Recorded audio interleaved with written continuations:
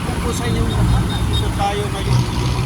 Commonwealth. Ngayon, meron tayo isang nakilala. Itatanong ko lang sa kanya kung saan ayon ba siya na ginawa ng MMDA.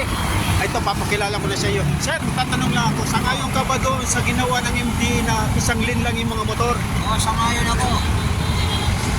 O ano naman ang nagiging resulta?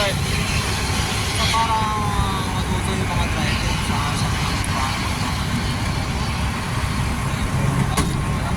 mga driver parang patas. Anong pangalan nyo?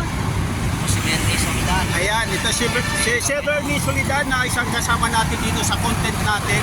So, sangayon siya doon sa ginawa ng MMDA na yung mga lahat ng motor na sumusunod. So, maraming salamat, sir, sa iyong pinagtuwalgalaw niya. Ayan, sangayon siya doon sa, sa binigay ng mga MMDA.